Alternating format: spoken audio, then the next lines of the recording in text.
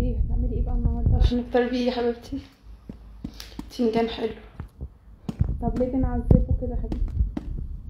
احنا ممكن نعمل بابا غنوج حلو اوي والله، من غير ما نخرمه كل التخاريم، نحطه على النار، بس مش محتاجين ان احنا نعمل كل ده.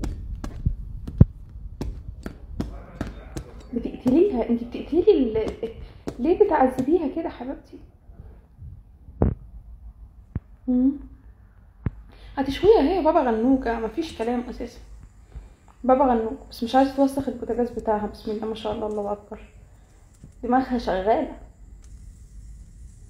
شويتهم واحنا ليه نحطهم في الحله؟ مش تقشريهم؟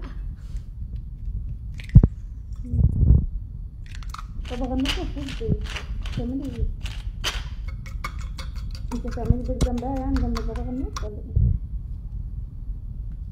هو بابا غنوج مفيش كلام يعني. تعملي ايه؟ انت تعملي بتنجان بالبيض؟ بتنجان بالبيض؟ حرام عليك يا شيخة.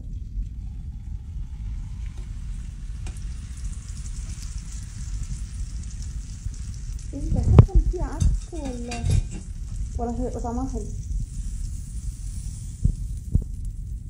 هو ما بياخدش اساسا، ده بيض يخلص بسرعه. حسيت توقف سيكا والله يا حبيبتي. رز على البيض على البتنجان، في عك ولا انا غلطانه؟ ده مايونيز بقى ولا انت حاطه ايه بالظبط؟ ولا توميه بقى بالمره؟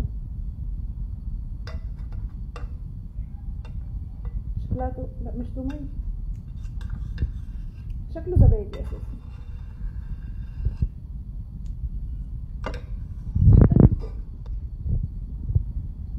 حطيه من فوق،